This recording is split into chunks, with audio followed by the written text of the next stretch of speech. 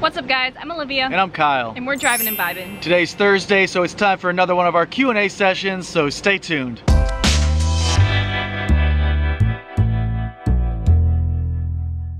Welcome back to our channel everyone. Thank you so much for joining us today and thank you for all of your questions this week.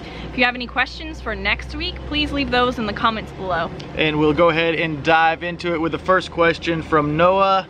They say they're remodeling a 1976 Argosy and trying to decide what to do in regards to the underbelly, wanting to know, are we going to reuse the original underbelly that we took off, and is it worth taking off? For us, it was worth taking off because we just wanted to do the whole frame over again. And it was in horrible condition. It had corroded through all of the attachment points. We wouldn't have even been able to reattach it. It had just completely rusted through and had holes all in it. So we are going to be getting brand new aluminum sheet metal to remake it. Next up is Anthony. What is the projected completion date for you guys? Any idea? We don't know an exact date for the completion. We would like to be done around October, November sometime, hopefully, but we plan to hit the road by January 1st of 2019. David Ham says, now on to my question, would y'all do this again knowing what you know now? For now, the answer for me is yes. We knew it was going to be a big project. Part of the, benefit of doing this is that we get to learn the process and we get to create videos about it. So it does have reward more than just renovating the Airstream. But after we finish this one, I don't think we have any inspiration to just keep remodeling and renovating Airstreams. I think it is a ton of work and a lot to take on, so though we're happy that we're doing this one and we love every step of the process, I don't want to just keep doing this in the future. Yeah, it facilitates the budget we have right now and gives us the ability to travel the way we want to in the future. William says, as you have full-time traveled for a few years now, do you find yourself hitting the same places, or are there enough places to keep it fresh? We have visited some of the same places just because we really enjoyed our time there, but there is still so much we have not seen yet. Yeah, and his question went on to ask if we have tired from the road yet, and I would say not yet. And there are places we have visited more than once that at this point I would have no desire to go back to, but there are other places we visited that I would still like to go back to. Yes, and I think just we've been to, when you start visiting places multiple times, you start to know an area and it starts to be very familiar, and that can either be something that draws you there or something that's like, okay, I kind of have a good feel for this place and I'm ready to explore more. So Colin has a question, and it's really all about water consumption. He says, how much water a day do you use? I'm thinking about sponge bathing. Wonder if we do this, do we shower every day or sponge bathe other days? And what kind of water heater do we have? And does Olivia wash her hair in the sink or the shower? So when we're out boondocking, we avoid using our shower as much as possible just so we don't use up all of our gray tank space.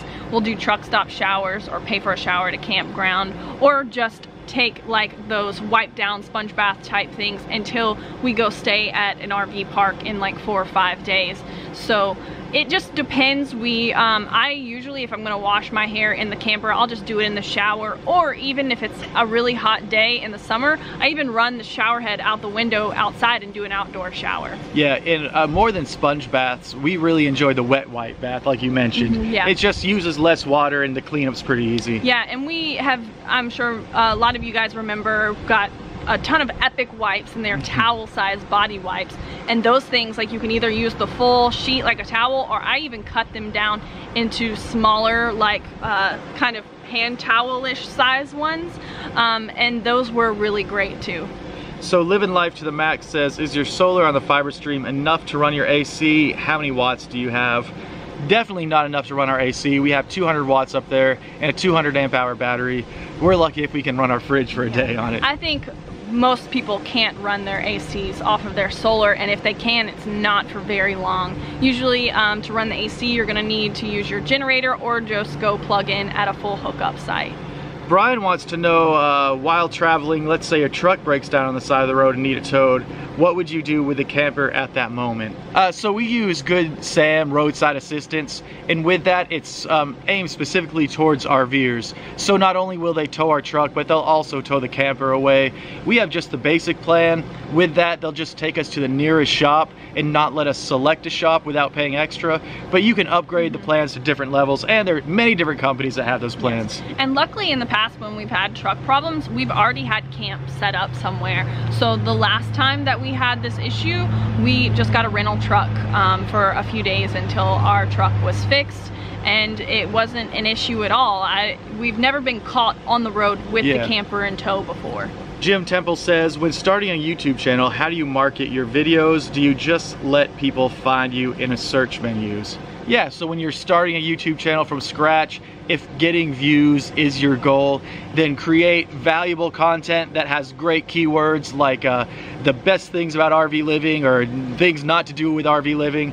Yeah, I think search terms are very important. SEO, making sure you use the right keywords, the right titles, so that people can find your information. And I always like to think of it like, what would I search if I was going to look up this topic? And on top of that, you always want to niche down, is what they call it, and that is rather than using like a keyword of travel or USA travel, really understand who your target audience is and focus it all the way down to that. If it's van travel across the US or fifth wheel travel across the US, that way you're much more likely to show up in a search. Next up we have Shurinsky, and they said, I very much enjoy your videos. I know you're both excited about the entire rebuild, but is there any one part you're especially looking forward to?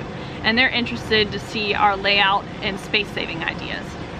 Honestly, what I most look forward to is going to work on whatever project we have to work on that day and wrapping up the project at hand. If I start focusing too far out, it will become distracting, but if I can focus on wrapping up the project we're working on, that's what I like.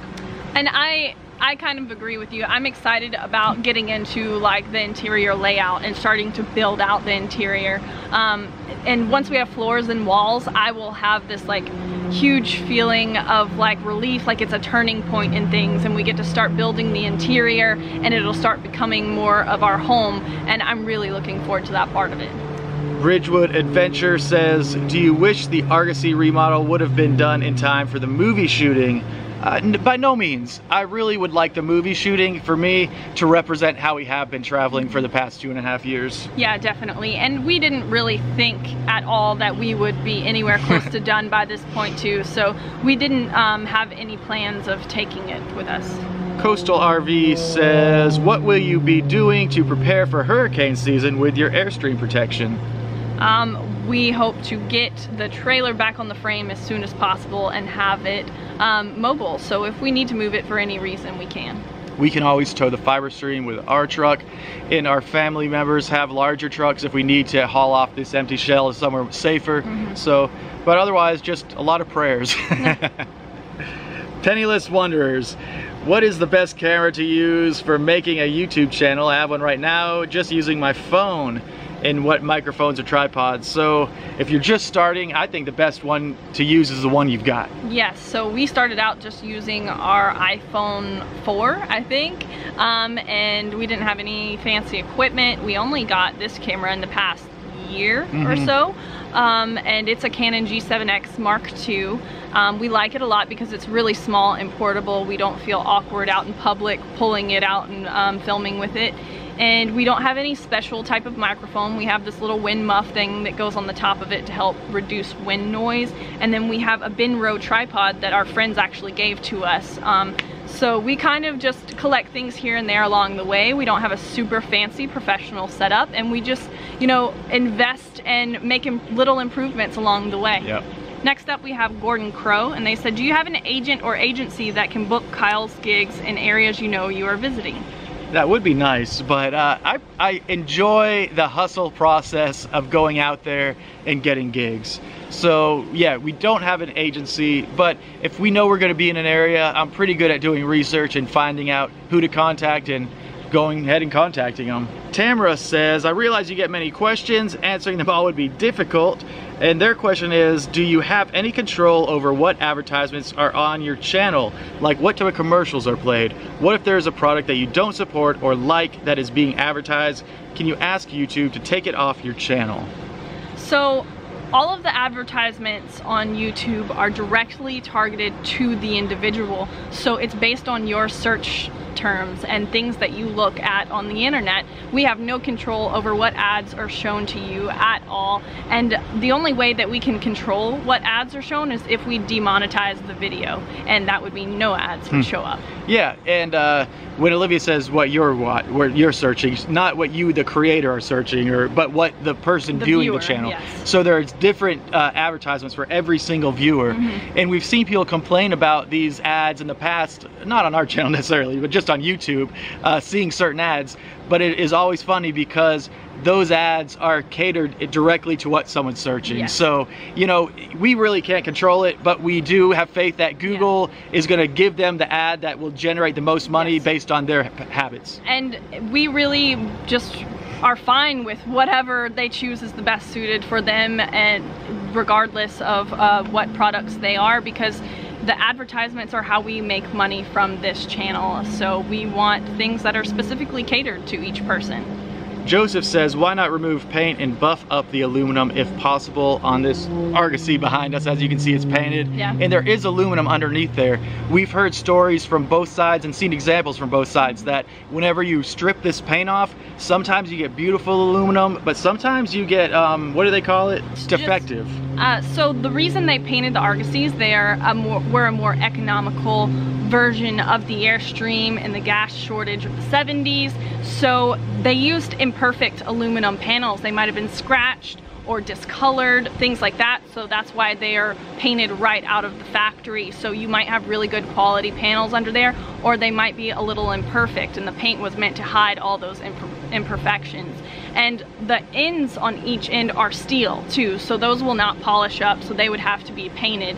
And I just personally enjoy the painted look. I like the way they were original out of the factory. I think it's very unique. With the exception of this orange stripe. Yes, I don't like the color scheme so much, but I do think it's cool that they're painted. And I've seen ones where they polish like the bottom half and paint the top half, or vice versa, and those are cool too. Yeah, and some don't seem to be defective, some of the Argosies, but we have seen firsthand some Argosies that have been defective. And it is a ton of work to strip this paint off and get that aluminum pretty and shiny again, and then it requires a lot of upkeep to keep buffing that and making it a lot of money beautiful. Too. Yes.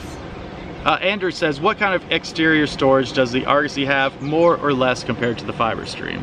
I don't think it has like pretty much the exact same. Really. Well, the FiberStream does have like one little storage compartment outside.